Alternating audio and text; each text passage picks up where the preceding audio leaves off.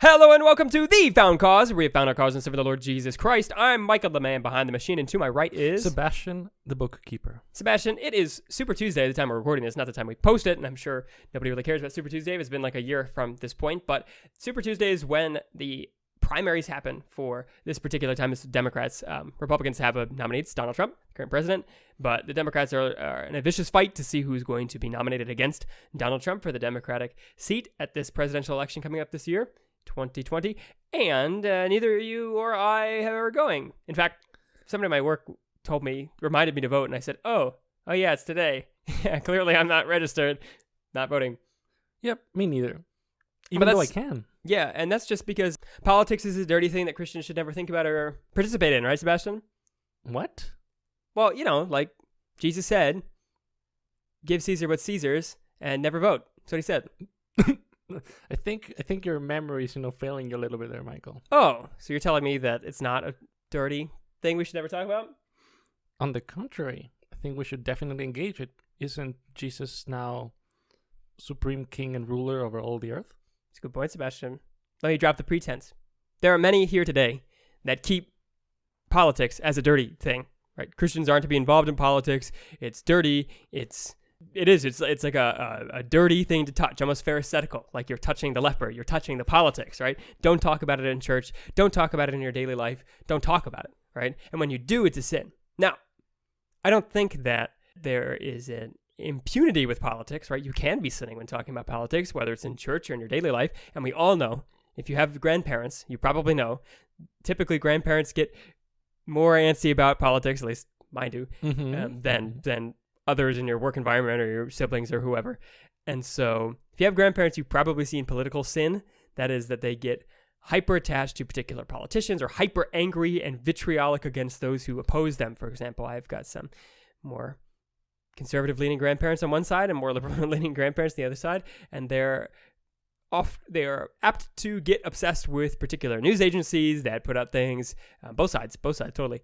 And they villainize the other side in a way that is unloving towards their neighbor. And they will want, I would say, an overstretch from their church eldership, their church leadership, to particularly endorse particular parties, not just candidates or positions, but parties.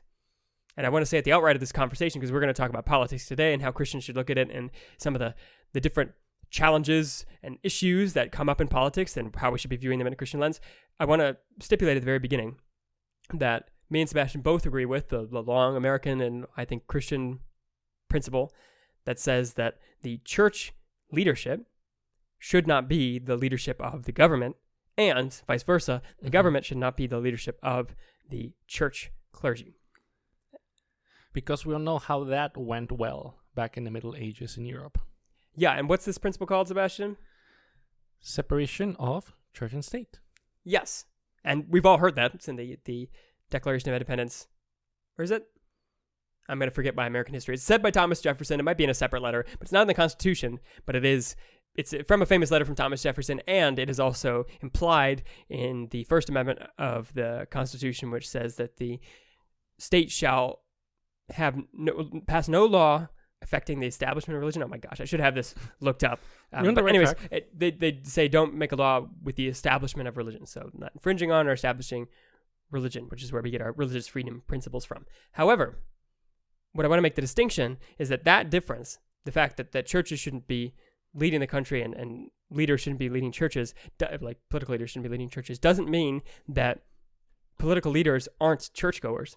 And that doesn't mean that elders of churches don't have political beliefs and preach on political things, but it does mean that the church should not be judge, jury, and executioner, meaning that a church may preach on particular morals, but it's the government's job to go and execute laws, right? And you shouldn't have the bishop or the leader or the elder going and also executing laws, whether that's on taxes or on criminal punishments or whatever it be.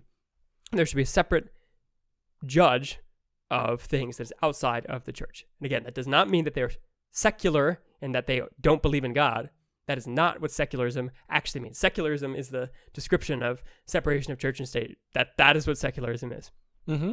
And then, obviously the mainstream nowadays, there's a different meaning to secularism, in which they mean absolutely zero, no religion at all involved in politics, which is unrealistic, I would argue that your beliefs, your values, shape your politics, not the other way around. So Mhm. you can't divorce the two. But, oh man, I could get so entangled into talking about the origins of this mixing of church and state. But yes, what we don't want is to have as it was during the days of the Holy Roman Empire or the Frankish Kingdom, you don't want the king appointing both the bishop of an area, let's say the bishop of Metz in France, also is the governor of Metz. So you're gonna have issues that way, and corruption, morally, and also physical corruption as well. And the wisdom of the founders here wasn't that they didn't want a religious people or a government that was influenced by religion or was religious, a religious government. The wisdom was they actually saw the government as a hindrance to the church, and it was mainly a protection for the church, not the other way around, for the separation of church and state to take place, because in state churches were often watered down and incorrect, i.e. the Church of England at the time they believed was watered down and incorrect because of its state influence, because the political aspirations of the government caused them to compromise in the gospel. So I think that's where we get our politics is dirty kind of vibes from, is that the state is often doing bad things, but being concerned about what the state does is not a dirty thing altogether, and that is what politics is, the concerns of the state. So what issues should we consider, Michael? Well, I think uniquely, and if you are interested in some more specifics on what we're about to talk about, we did an episode 3 called How to Get Away with Axe Murder, I think is the official title, but it's on theonomy, which is the study of God's law. Theo, God, nomi, law, study of God's law. That is a principle that we can say, if you look at the law in the Bible, the law being from Exodus to Deuteronomy, those 4 books, that's given by God on how to run the state of Israel. We should, at the very least, whatever your views are and how that applies today, we should be looking to those principles to figure out how we should run things today, because if God gave that law back then, it's still good and valid today. Again, depending on your views, there are things you don't do. For example, sacrifices or priest things. Those are all fulfilled in Christ, and therefore we don't advocate doing those now. But there are many civic principles from that law and moral principles from that law that we should be putting into our law today. For more information on Christ, please look at the book of Hebrews and how he fulfills them. There you go. Yes. And don't forget to donate to your local PBS station. So, government. God's law cuts deep both parties. And I think the Christian church often gets a reputation, I guess it depends on what circles you're running into, but for the circles me and Sebastian run into, reputation for being Republican here in the United States. There's 2 parties, in case you're not from the United States. Republicans and Democrats is the 2 major parties. And if you look at their Republican platform, it is not God's law. Now, neither is the Democrats, but I want to make it plain that God's law cuts both ways. Cuts Democrats, cuts Republicans.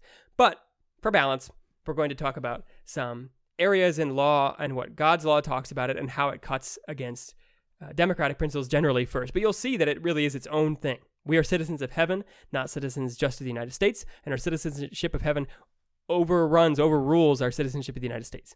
So when we look at law, know that our party, our political party is Jesus, right? Jesus Christ is our political party. He's our king. We're not looking to have any other representation except Jesus Christ. So the people we vote in here on earth are just temporary, and we shouldn't align perfectly with the political party here. So Sebastian, let's go with an easy one. Abortion. Might not sound easy, but it is easy in Christian circles typically. Yes, and for abortion, whether some people want to deny it or some people do try to deny this, that you're not ending the life of a human but a fetus. Ironically, fetus in Latin means baby. So you're ending the life of a baby. Yes, so you're killing a baby, ripping him or her into many pieces, sometimes if they're already forming their limbs. Murder.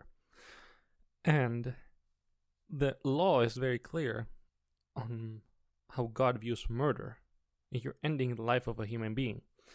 If you take a look at also laws for killing certain endangered species, or it's the national animal, the bald eagle, crushing an egg of a bald eagle, you were fined. It's a lot of money. You go to jail. Yes, right?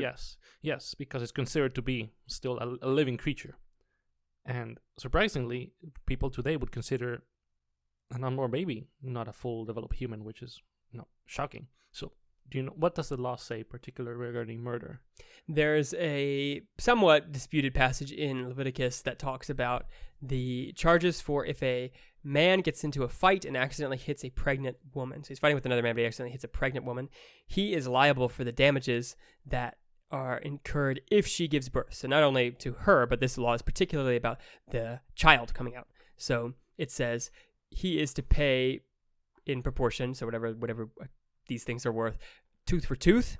So that doesn't necessarily mean he gives his tooth if he knocks a baby's tooth out. What it does mean is that he has to pay a sum of money or some sort of reparation that is proportional to a tooth being knocked out.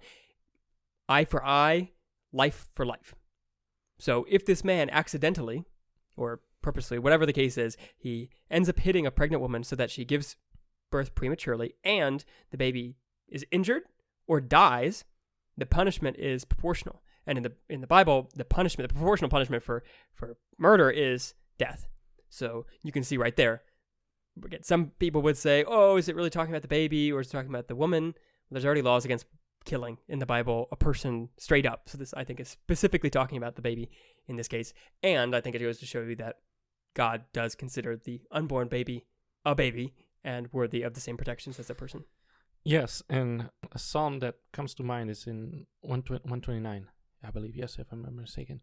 David says that before I was born in the womb of my mother, before you formed me, you counted the days of my life. I'm paraphrasing here. Mm-hmm. None the days speaks that clearly a human being with the intention of God being created was in the womb. So it's not just this subhuman thing there. It's a full human, hence why the law says a life for a life. Yep. So that, I mean, and so people will rebel against that and book against that right now on the books of the United States law. There's no law considering this. There's some state laws that actually ban abortion, some that allow them.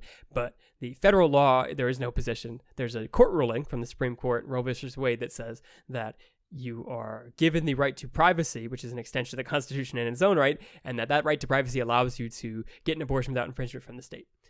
However, and here's a balance, Sebastian, we should talk about too. As Christians, so if we disagree with that law, we say shouldn't be allowed to get abortions. What should our response be, considering we all know the passages from the Bible that talk about submitting to governing authorities? So are we to just shrug our shoulders and say this is the law of the land? How should we approach governmental laws we disagree with? Yes, so it actually would be if it violates your conscience towards God, meaning that the Lord comes first, then your fellow human, and then your submission to authority. The Bible is clear that if it does not cause you to blaspheme or transgress against this Holy Spirit or Jesus or the Lord, the Father, then, I mean, you have to evaluate, is it really worth it to rebel? Is it really worth it to cause trouble? I would say Paul advises that if it doesn't go against your conscience in that way, then it's really not worth it to rise up or make a fuss about it. That would be where I would place the situation. So, for example, an abortion, someone's telling you, yes, do it, then you're clearly going against the desires of God by murdering a person. Yes, I'm pretty much in agreement with you, Sebastian. I think that we all know that God's law comes first. I think as Christians, we're pretty plain on that, right? If the government said you have to deny Jesus Christ, well, that's an obvious time you not follow the government.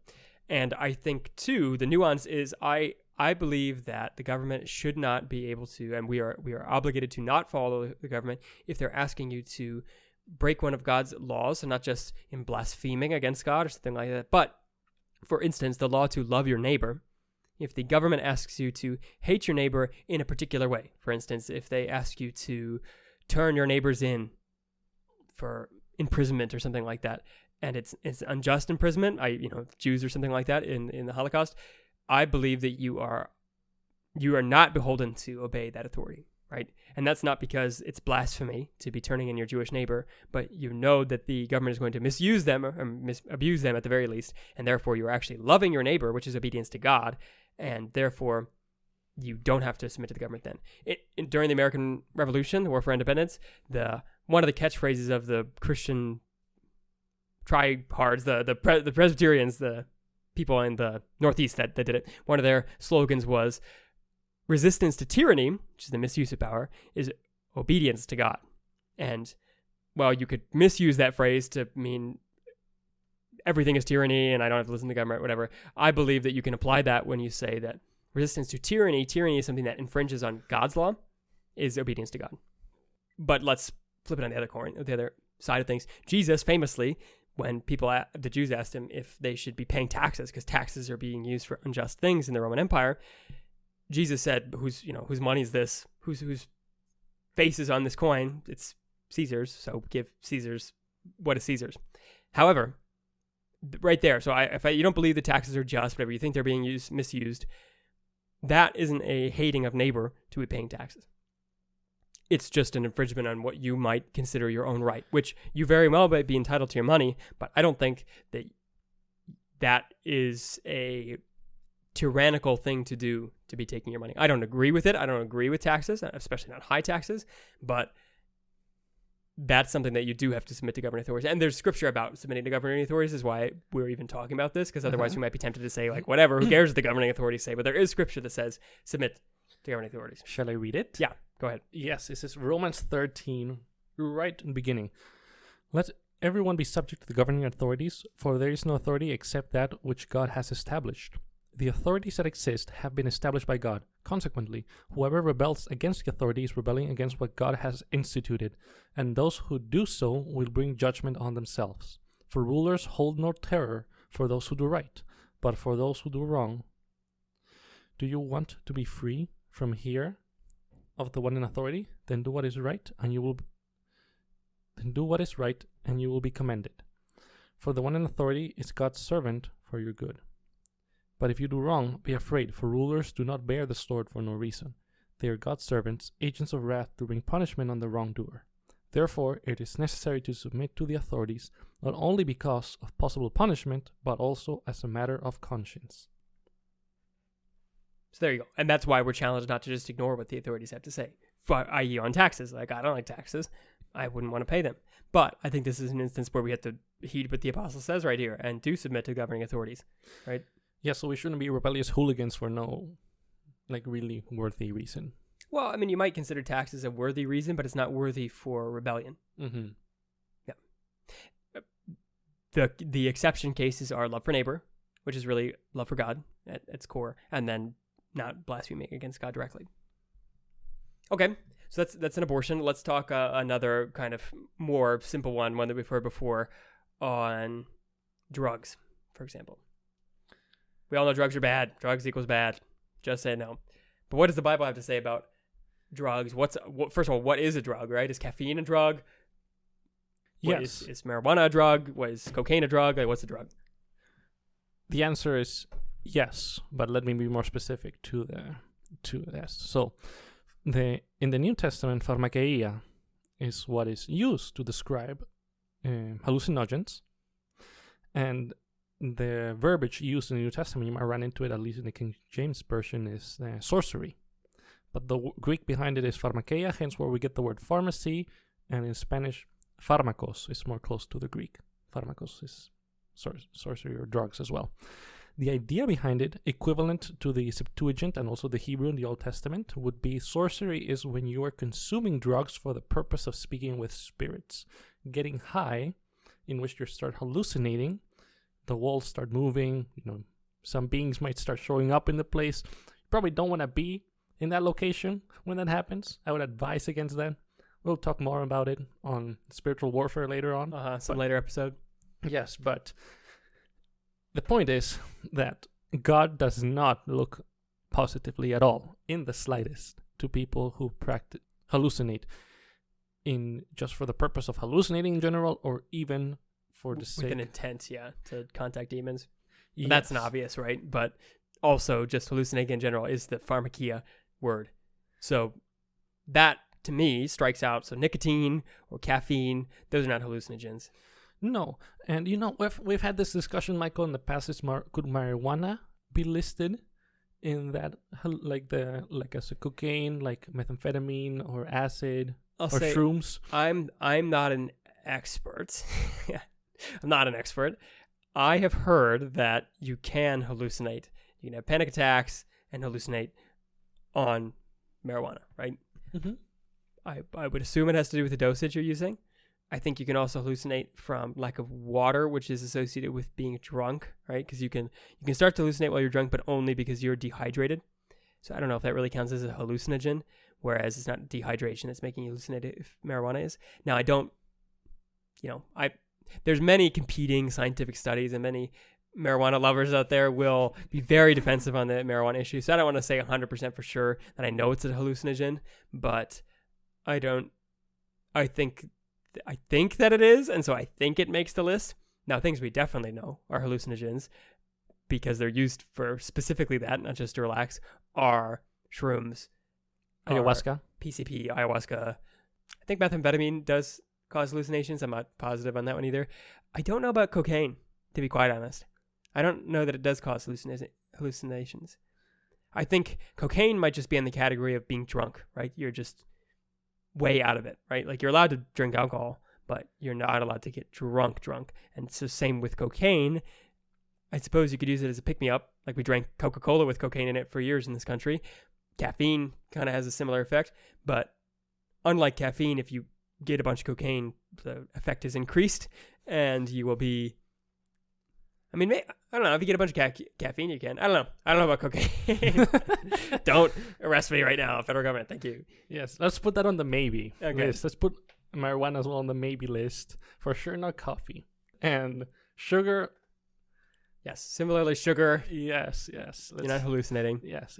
So just know that it is better to be cautious when approaching this rather than saying it's within the Christian liberty, which the Bible does speak about because, we're no longer slaves to sin.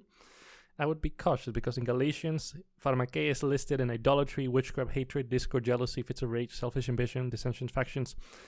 Not very good things. So it's thrown in there. I would advise caution. So with a gentle heart, approach it and probably stay away from it. That would be my personal suggestion. I could be mistaken. It could be within Christian liberty to, for example, marijuana. Let's just take marijuana as an example. It might be within Christian liberty, but I would advise to stay away from it because it might do harm down the line. Yes, or at the very least, do a lot of research. And don't just trust pro-pot researchers. You definitely want to get your anti-pot fix because there's so much differing information out there. In any case, I think what we can say from this principle is that drug regulation is a right to the government, right? They have the right to regulate on this ground that pharmakeia is bad. It's against the law of God. Yes, in the Old Testament, there were regulations against pharmakeia. So, although, should the government ban something like alcohol, like they've done before? I don't think we have the... it depends. I don't think we have the right to rebel in that instance. Now, I vehemently disagree, and maybe you want to get into some of the passages why we do, because this is a more common Christian-supported ban is on alcohol, and there's a couple biblical reasons why that is a bad support subject. Do you have some? Yes. In fact, this is a topic that I find very interesting. For the record, when I speak on this subject in detail, I do my best to balance the scriptures both for alcohol and against, like speaking negatively of alcohol, positively and negatively. So for the record, I'm just going to be briefly mentioning two here. In Ecclesiastes, I would say that God speaks positively of alcohol. And here I can read, "Go eat your food with gladness and drink your wine with a joyful heart, for God has already approved what you do." So you're aware as well, wine was much stronger back in the ancient world than it is today. You had to dilute it too. So, and we're saying, drink wine, it's all good. In Isaiah, God also, in part of the writings of Isaiah, God does speak positively as well of alcohol, of wine, saying, be bountiful and plenty. We will be if my memory serves me right, in his future kingdom, we will be able to collect grapes and drink from the bounty from the vineyards that we plant. So, very positive. It is part of creation. Obviously, do it in moderation. At the same time, same author in Proverbs, Ecclesiastes and Proverbs 20, "Wine is a mocker and beer a brawler. Whoever is led astray by them is not wise." There is also another proverb that says, if your eyes start shining and your mouth starts, drooping, when you see alcohol, it's like, take a step back, evaluate yourself, you probably have a problem. So my approach would be, there's wisdom to this, just be cautious again. Also, Jesus drank wine. His first reported miracle was turning water into wine at the wedding at Cana. Mm-hmm. And not grape juice for some of our Baptist friends. I am a Baptist, but so are you, Sebastian. But there's a string in Baptist thought and Methodist thought that is really anti-alcohol because of all the abuse of alcohol. And in this country in particular, there was a whole abolitionist movement that abolished alcohol, made it illegal. So that, you know, there's that string in Baptist churches, and oftentimes they don't have wine, real wine at the communion. They'll just have grape juice. But this is wine, not grape juice. For the record. Yes, and I believe Seventh-day Adventists too are into that group that you. Oh, no wine. Yeah, well, that's just yes, legalism in general. Same with the Mormons. Yes, so I think, you know, that's why we're talking about it, because it's still popular among some groups today, and I would believe that Jesus did it. God speaks favorably of it, of course, there's in moderation, but I don't think there's any precedent to be, you know, strongly opposed to it. Now, if they banned it, Sebastian, what would be your thoughts? Would you rebel against the government? Not like overthrow them, because I think we know that we wouldn't overthrow them on that figure, but would you not turn in your alcohol or whatever it might be? As sad as that would make me, Michael, getting to either lose my vineyards or, as you know that I have, of course, in all over the world, and all the wine I collect. Just kidding. I do not do that. But as sad as I would be for that loss, I believe that I don't think it is necessary for life. I don't think it is, you know, it's not hurting my neighbor. It's not blaspheming against God. I'm like, okay. Now, some might say that you need it for communion, so it would be like a interesting sin against God. I don't really know about that. I think that's really tradition that we do the whole wine thing. Obviously, Jesus drank wine at the Last Supper. I don't know. I would question whether wine is a absolute necessity for observing the communion supper. But I mean, I support it. I support using it. But if it wasn't available, or if it was banned by the government, I don't think that it is a sin to not have it, for example. And therefore, I don't think it's a breach of God's law to be giving your wine over to the government. I think it's a government overreach. I think it's tyranny. I wouldn't vote for it. But yeah, you choose your battles, right? Speaking of choose your battles, let's talk about another one that's a big hype today. Environmentalism. What is the Christian view of environmentalism, and how should we approach those laws? For Christian, yes, let's set some background first. You know, there's a big divide in how we should approach the environment between the two parties in the United States, for people in the US. The Democratic Party, they are really, you know, like train ride going forward to let's push for as much as we can, funding as we can to stop global warming and pollution, put more regulations. The global climate crisis, Sebastian? I don't want to hear you utter that old, antiquated term again. Sorry. It's a mini religion, if you haven't noticed, at least at the time of this recording, of the whole climate crisis stuff. Yes. And for the Republicans, there are many that say that's all a hoax. Let's just not give a crap. Let's just ignore whatever they say. Is it wise to be either one of those? I would say actually no. Simply, let's go back. Let's take a step back, actually. There is an aspect called stewardship theology. Well, let me just define it for you here. Utilizing and managing all resources God provides for his glory and betterment of creation. So that is the principle of stewardship theology. And now, I find this topic very interesting. You can't tell, Michael, by my face. But yes. We all see your face. And from Genesis 2:15, going way to the beginning, the Lord God took the man and put him in the Garden of Eden to work it and take care of it. The words used here, you know, la bedach, to tend and cultivate, the first one, and then la shemerach, which means to keep and preserve. And later on as well, in Genesis, you know, we're told to procreate and spread throughout the earth and tame it. Subdue it. So taming, preserving, keeping it, tending it. This is setting precedent, in my opinion, that we have the liberty to utilize animals, crops, rocks, land, whatever, for our betterment, because, you know, we are made in the image of God. We have that right to have control over animals and plants. If you want to keep to the definition of tending and preserving it, we shouldn't trash the place. That would go against, you know, taking care of it for further use. Thus, what I'm trying to get at here as well, from a psalm, The earth is the Lord's and everything in it, the world and all who live in it. The planet belongs to the Lord. And from a precedent from Leviticus 25:23, the land must not be sold permanently because the land is mine and you reside in my land as foreigners and strangers. Speaking of the land of Israel, so even though God gave the land to Israel, they're basically tenants of the land because, the earth belongs to the Lord. And as good tenants, I would argue that we should take care of it. We shouldn't be trashing the place. Thus, in my opinion, I would argue more for control on pollution rather than necessarily pushing belief systems or necessarily having everyone agree on the effect of humans on the climate. Rather than trying to fight that battle, I would actually just simply stay with, as Christians, are we taking care of animals? Are we, in slaughterhouses, are we being cruel to them needlessly? Are we just misusing the land for dumb reasons? Are we being efficient with our crops? I would say those are the questions that we should be asking. Let's respect the land that God has given us because it's not ours, it's His. Mm-hmm.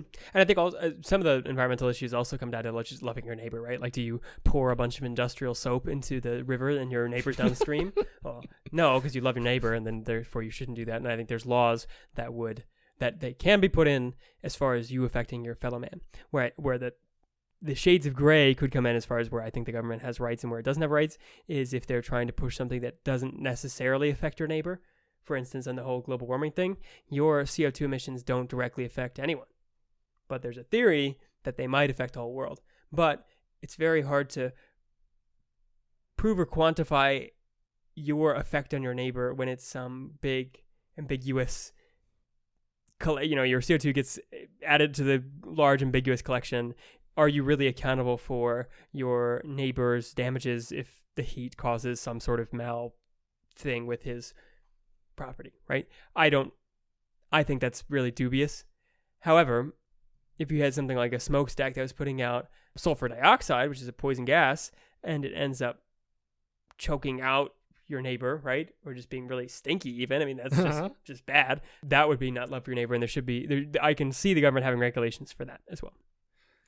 And here's a random other law from God, as far as not over-exploiting the land. When the Israelites were to besiege a city, they were allowed to chop down the wood around the city, except for the fruit-bearing trees. So the reason people would even chop down trees around the city is, one, to deprive the city of trees to hide in when they were being besieged, and also to get wood so that you could siege them and build things to siege them. But the Israelites were prohibited from cutting down fruit-bearing trees. That is to let the land still be good, right? You're not just desolating the land that you're coming to. So when somebody like the United States comes and carpet bombs huge swaths of land, I think that it can be infringing on that kind of principle from God. So it's mostly following certain guidelines. Are you loving the neighbor? Are you just trashing the place? Are you trashing the place? So it's more about evaluating yourself, rather how are you following these principles? Yeah, and I think we can submit to the government having some say to regulate so that there are punishments for not loving your neighbor in particular environmental ways. All right, make it to one last. That one's not very anti-democrat. That was pretty neutral. Maybe anti-Republican. I want to talk about personal defense. And I've talked about this before on our 20 tips for young Christians, but I just want to talk about this principle because it's very near and dear to a lot of hardcore, red-blooded, patriotic Americans. The right to bear arms, right? Second Amendment in the United States Constitution, which isn't the Bible. Just so that we're all clear. I mean, I like the Constitution as much as the next person. I really like it, but it is not the Bible. So just because the Constitution says something does not mean it is right. Second, the right to bear arms, I believe, is a biblically allowed principle. One, you're allowed to bear arms. There's no restriction against bearing arms in the Bible. Some would say he who lives by the sword dies by the sword, but that's, first of all, it's just a warning, and second of all, it's certainly not some gift to states to be able to regulate sword usage. Second of all, Jesus says use the sword to his disciples at particular points. So all that being said, I think that gun ownership, weapon ownership, is actually love for your neighbor, depending on your attitude, of course.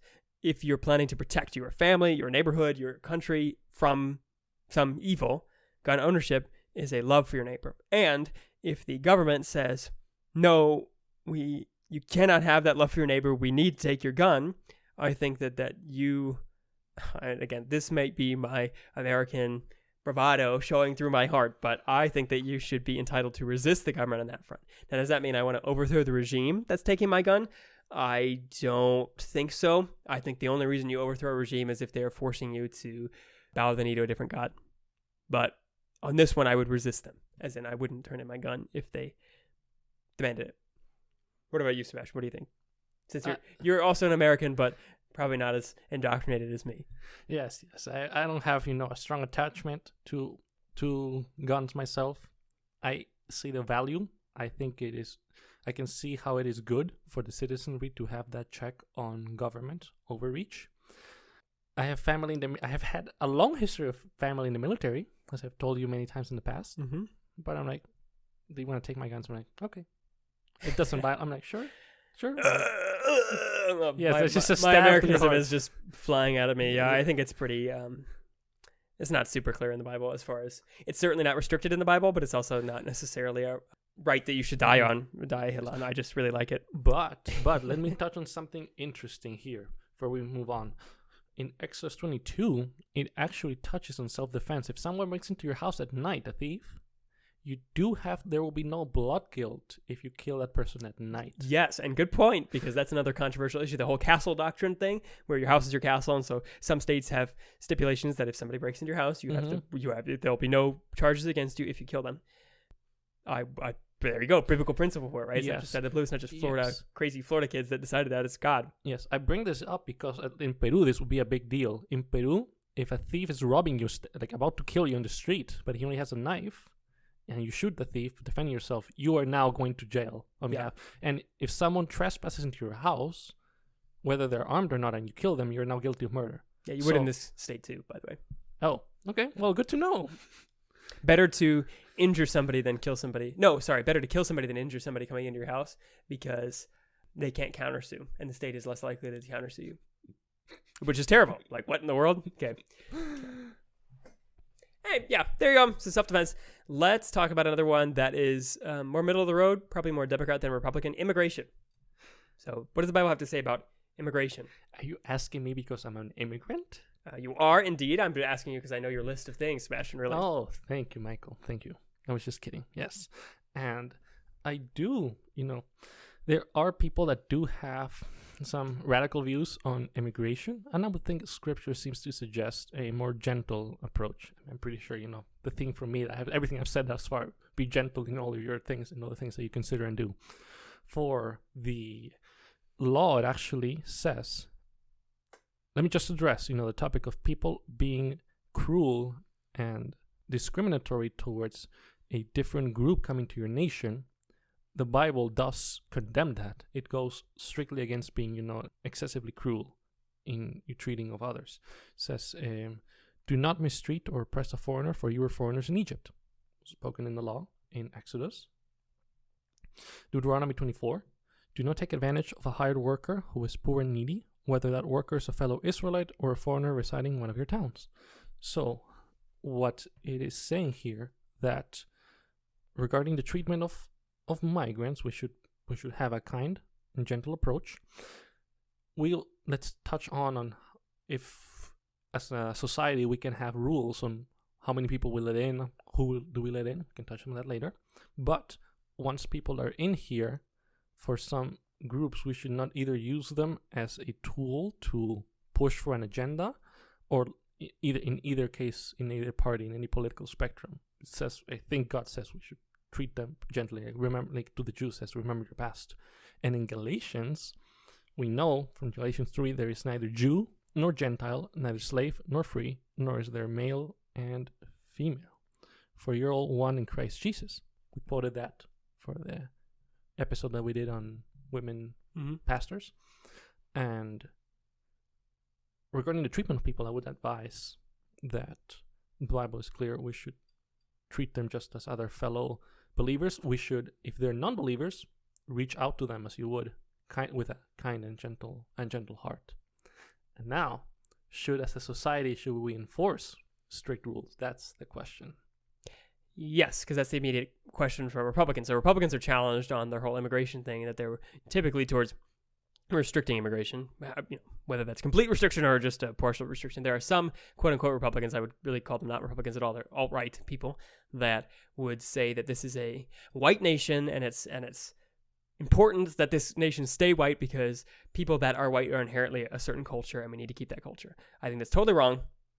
White people aren't any more cultured than black people as far as good culture, bad culture. It's what you instill in them, who their parents are, that kind of thing, right?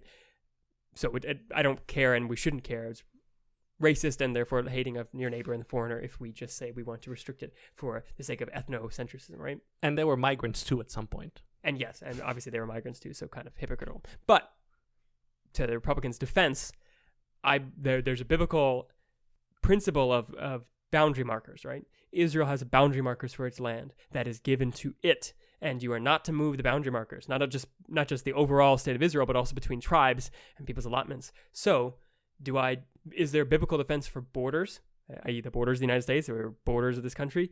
Yes. And is there a right to the nation to restrict who enters their borders? Yes. So I would say that yes, that it's not oppressing a foreigner to not let them in. It would be oppressing a foreigner, like you were describing, Sebastian, if you let them in and then abuse them, right? And that's what I think the Bible is addressing, because that is a huge temptation. It's not just keeping them out that's a temptation, because that's something, but people are usually tempted to bring them in because you want workers or whoever, and abusing them then is very tempting, because depending on their status here in the United States, they're legal or just not very rich or whatever. Even if they're legal, we shouldn't oppress them, right? Even the illegal citizen, we shouldn't oppress. Now, I would argue that if they're illegally here, not a legal citizen, sorry, they're an illegal immigrant, illegal alien, they should be called to repentance and reconciliation. And part of the reconciling with the state is leaving, right? Because they've trespassed against the laws of the state. And like we said, is that a love of God, love of neighbor thing? No, they just wanted to come here, right? So that they should comply with the laws of the state there. We shouldn't coddle them in their breaking of the law in that case. Does that mean we beat them up? No, their crime doesn't warrant that. And does that mean we abuse them in intensive labor? No, none of that warrants that. And the same goes for just cheap labor in general. Whoever they are, we shouldn't be abusing our workers. Mm-hmm. Likewise for you're gonna call them in, come in through the proper ways. And now, should those ways, how we set those standards for entering a nation? I believe that you can set whatever standards you would like, as long as they're not unnecessarily cruel or anti-Christian. For example, if you're just saying, I don't want this particular ethnic group to come into my nation, it's like, why are you doing that? And also, is there really a good justification, like a moral justification for that? Yeah, I would think the government would want to have a justification. I think they have the right to do it. Like they could say no Somalians in, sorry. But the question is why, right? Is it for a racist reason, or is it because of a known threat that the Somalian community has, whether it's a particular disease or just terrorism or whatever it might be? Name it. I'm picking on Somalis here, but whatever group you might not want in the United States, does the government have a right to? I think so. But you're right, Sebastian. They should keep their motives in check. Yeah, I mentioned that because in Latin America, this is my proving coming out, and in Mexico, even today, since the 1800s, there was a huge movement to whiten the nations by forbidding other Hispanics from moving around and only letting white Europeans to come in. They say, this is going to increase the intellect of the nation. So, is that really a good reason that we should have as a nation to just for our immigration policy? Probably, I would say for that, probably not, because it was based on the social Darwinism. That was the principle. So I think there's other sins involved there, right? It's not really an immigration sin. It's more of a racist sin. Yes. So, caution again, going back to caution. Okay. So those are some of the easier ones. Let me get some more controversial stuff up in here, like the military. How does the Bible view military arms and training military and keeping a military and fighting in a military? How should Americans view our very large, very active military that we have? It seems that there was a more of a Swiss view in the in ancient Israel. So the army is gathered when it's time for war, and then everyone go home after it's. It doesn't just seem like that. So the law allows for a king. So it doesn't command a king, but it does allow for a king. And obviously Israel did end up adopting a kingdom, and the king is allowed to muster forces, just like the tribes would have mustered forces to defend. However, and actually they're even allowed to go attacking and raiding other cities, believe it or not, which it seems very countercultural, but whatever, that they are permitted to in the law. But the king is not allowed to keep a standing army. Not allowed to do it. Ooh. And he's not even allowed to have horses and chariots, because it's considered that the Lord explicitly says that it's trusting in the power of your army versus the power of God. Now, that is Israel, so are we not to keep chariots here? Because we don't have a promise from God that our nation will be militarily defended like Israel had. So there's an argument to be made that we could keep horses and chariots, the equivalents of tanks and helicopters and whatever today. But I do think that there's a principle we should apply to in this country, which we don't, and we haven't since the 40s. We used to, and most nations did before, because it's really expensive to keep a military. But we obviously have a standing military today. Tons of our money is poured into it, and we use it prolifically, doing things that I don't think we need to. At the very least, we don't need to. At the most, we shouldn't be doing it the way we do things. I'm not anti-U.S. military. I believe that it's important for the nation as a sovereign state to have defense, to be able to defend itself. But I think our network of allies is foolish. Israel was told not to ally other nations. I don't think we should be allying other nations like we do. And I think our military is far bigger than it ever should be. I think it's tyrannical how big our military is, based on these biblical principles. And often it has been, not always, it has been used for immoral reasons, like intervening in some nations for not godly objectives. Yeah, and it's just tempting, I think, for a state. Like, even if you, not to do this, but I will do this, even if you secularize and by unlook at the law. So the law gives its reasons, and I think the law for Israel is the best way to be looking at this. But even if you don't consider that, it's just tempting for the state to use a military that it has for things, right? And what is the military used for if there's no real war to fight? Well, unnecessary conflicts all over the world, which we do. So there's my jab at Republicans, I guess, because Republicans are typically pro-military in that regard. Or keeping the funding as it is. Yes, or increasing, or all that type of stuff. Let's talk about prison. Oh. This one's probably controversial to both parties. Maybe less so the Democrats, but prison. Here's a hot take. The law and God's law, when there were prisons, there were dungeons and all sorts of things from other nations, does not have dungeons or imprisonment of any sort as a punishment for any crime. So high crimes demand death.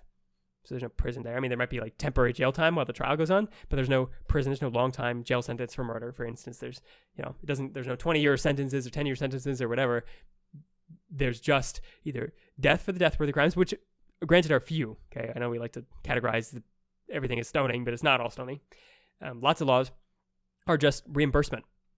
So if you steal somebody's thing, you have to pay back double. That's from Proverbs, it's from Leviticus, it's from Deuteronomy. If you take somebody's thing, you have to pay back twice as much. So all the thieving stuff would just be paying it back, no law required. And if you hurt somebody inadvertently or purposefully, you have to reimburse them for whatever it is, and the judge is the decision maker on that. So tooth for tooth, right? So if you take out somebody's tooth, you have to pay back the equivalent of what a tooth is worth to that person, and the judge decides that. And what about if you go in debt? So if you go into debt, so if you're a thief and you've stolen something and you have to pay back double now because you've been found out, and you don't have the money to pay back double, you don't have the worth to pay back double. In the law, God's law, you can sell yourself as a slave to that person, and it's temporary. It's 7 years worth of slavery at max. But that's the way you pay for you pay with service, right? If you don't have enough money, you pay with service. And that way the victim of your crime is compensated and you are corrected as a thief. In this society today, if you steal, the victim gets nothing. The victim's not compensated. He just gets the satisfaction of knowing that you went to jail, and then you get thrown in jail, and the victim, through taxes, ends up paying for you to do something that you hate. You hate jail. It's not a good place to be in prison because you can't do anything. You're a locked up man. I think it kills the soul of a person, and nobody's happy, right? There's no justice in that. not for the victim, not for the perpetrator. So I would say that the prison system in the United States is vastly overused. Not only that, it is unbiblical and ungodly. Indeed. The name will come back to me, but yes. Throwing a thief into jail, prison, is too harsh of a punishment following the principle in the law that God gave the Jews. And it's also unjust for everyone. Like, why are we supporting this person and he's not paying back? Like, making reparations. So just make reparations and be done with it. And then also for someone that commits a high crime, as you said, like murder, for example, just keeping them in life in jail is too light of a punishment, according to the principle in the law. Thus, why do we have jails to begin with? So yeah, well, some of them are practical reasons, right? Like if somebody's on trial, you have to keep them someplace so that they either don't flee or they're protected or whatever. So I understand the need for temporary holding facilities for criminals, but you wouldn't make it the sentence, right? The sentence is not 20 years in prison. You just happen to be in jail right now while you're awaiting trial or whatever it is. And maybe there's something to be said about like enemies of the state. For instance, if you captured some terrorists, where do you put them? I don't think that you are obliged to hold them by the same laws of the nation, and therefore I think that there's a space for like a state dungeon, but it certainly wouldn't be for typical crimes, right? It wouldn't be for stealing from your neighbor or dodging taxes or whatever it might be, right? Mm-hmm. And there's always following the principle in this, for justice, there is the idea of you need really make a strong case in order to condemn someone. You can't just randomly accuse someone and say, oh, okay, yes, off with your head, for murder. There was a requirement of witnesses, and 2 to 3 independent witnesses. Yes. So, and more interestingly, what would happen if you falsely accuse someone? You receive the punishment you were intending to yeah. giving the other person, which I think would be a huge deterrent and just for this society. Just thinking about the whole sexual Me Too movement is what's going on these days of accusing men of sexual impropriety to women. Very well, you might have a grand case, and guess what the biblical punishment for rape is? Death, right? Or lifelong marriage payment, essentially supporting child support or alimony to the person that you raped, depending on the circumstance.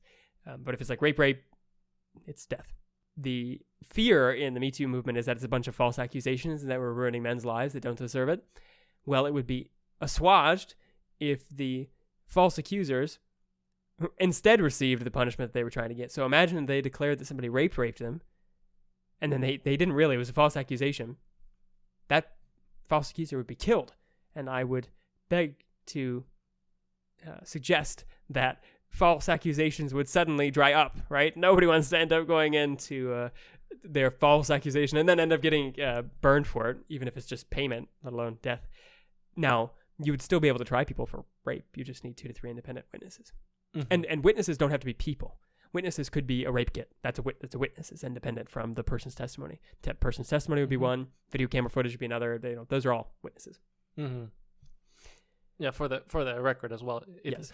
It has to be in order for you to get the punishment that you were asking for the other person. It has to be proven that you were false. Yes, exactly. The exact other way, right? You need 2, 3 witnesses of saying that it's false.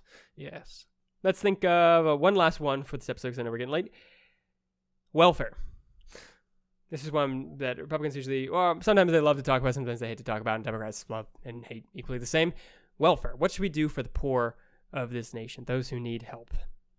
I believe that Jesus set the precedent that us as individuals, as Christians being redeemed by him, we are meant to treat them well, with compassion, and with the gladness to do service to them.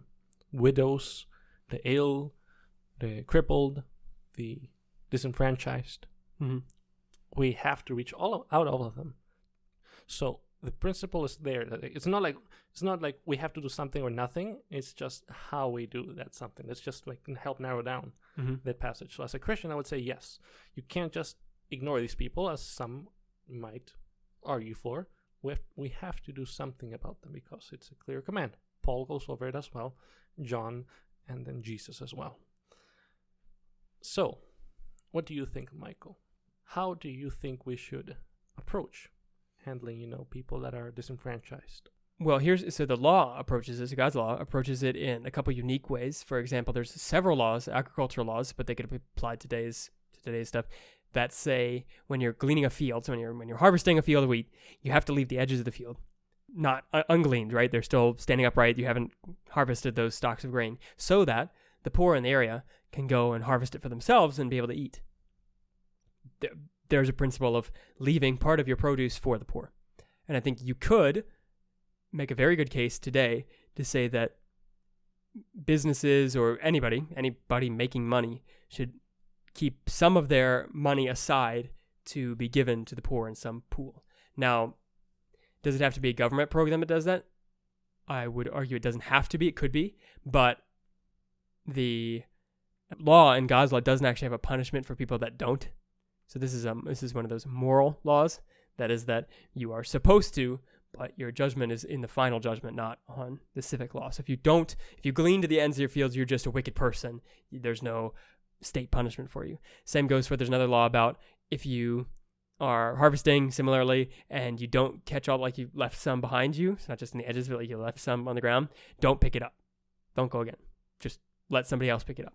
So that would go for just not being greedy. If there's money that's not optimized and is going out to somebody else, you don't have to steal that from them, especially if it's the poor, to apply to today. So I think that as a society, we should preferably be involved in just massive private charity.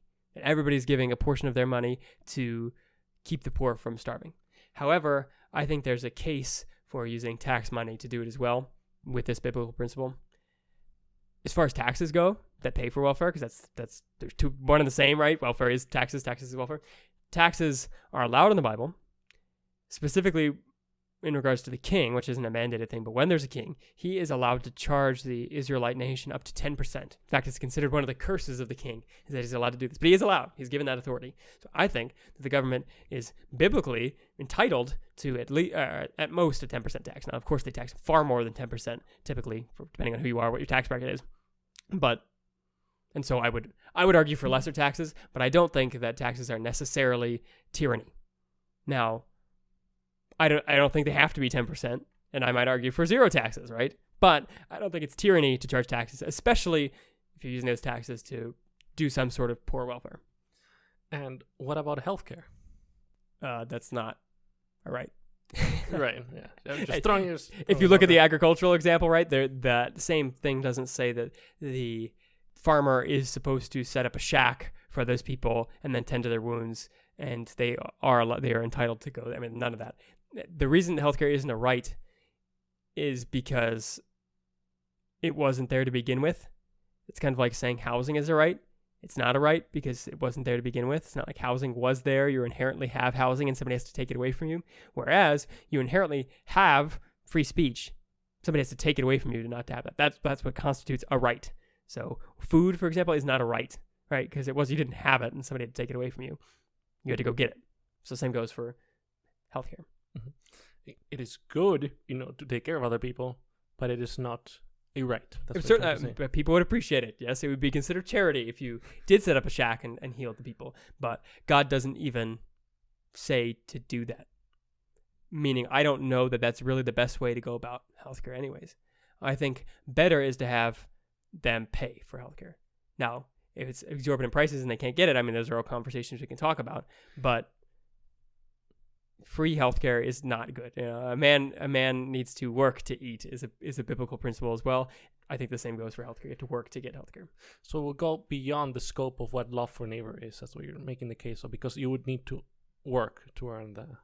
Yeah, I mean, so the principle of like the Good Samaritan, for example, he gets free healthcare and he's beat up, and the Samaritan gives the Levite free healthcare, tends to his wounds and all that. So I think we are obliged to help our neighbor when we see them personally. But no, I don't think the state is the healthcare provider for everyone. Okay, I see. Interesting. Well, let's cut it short there, Sebastian. We've talked about, this is just a cursory example of different things you could be thinking about. This is in no way fully explorative of all the things you could talk about from politics from a Christian worldview, but it's simply to say that not only does the Bible have something to say about politics today, and we should think about that as Christians, but also that politics is not a dirty thing. Inherently, it is a good thing. In fact, the gospel, God's victory message, is inherently political. He's King of Kings. King is somebody that rules a nation, and God has law. And the talks about Jesus returning say that he brings his law to the coastlands, and the coastlands await his law, and his law will pour down from the mountain, and nations will stream up to him to receive and hear his law. So you know that when King Jesus returns and rules on the earth, he will be very political, because he's going to be the politician. He'll be the king. So today, while we're tending his house here on earth, we need to be political. But that does not mean that we just adhere to one particular political party. And it doesn't mean that we emphasize political aspirations over salvation. But it does mean that we emphasize them alongside it, I think. Mm-hmm. And if I may summarize as well, when it comes to any issue, evaluate. Are we trying to follow God's will, or are we trying to follow our own? I would say that's a very good way to analyze, and then you can expand with scripture in different topics, of course. But I would start there for sure. Yep, and I have to keep that in mind too. My whole gun thing, huh? Yes. I was very triggered, to use the word appropriately, considering it's guns, to even consider the fact that I might not be able to resist the government when they tell me to take their guns. It's okay, Michael. You know how much I like wine and collect and learning about it. Yeah. If I'm willing to put that aside for the sake of compliance, I think you can do it too. Maybe. All right. Well, we have been The Found Cause. We have found our cause and serve the Lord Jesus Christ. I've been Michael, the man behind the machine, and to my right has been Sebastian, the bookkeeper. Thanks for listening. You can catch the rest of our episodes at foundcause.podbean.com, where we have all of our episodes for your downloading pleasure. You can also look it up on iTunes or Spotify or Google Music. You can even ask your Amazon Echo or Google Home or whatever smart thing, your Bixby on your Samsung device, whatever you want. I don't know about Bixby, but the other ones can find us. I don't know what Bixby can do. I have a Samsung phone. I don't think it does anything. You can also find us on youtube.com, where we have a big string for our channel. You should just look at Found Cause. We've got all of our episodes there. This is number 35, something like that. Mm-hmm. Got to keep track better. And you can go to our Facebook page and see what we're doing there and all of our activities. We also have a Twitter at @found_cause. In case you want to tweet at us some new episode ideas or just want to harass us, I'm all for that. I'm ready to be harassed. Thanks. And until next time, bye-bye. Bye.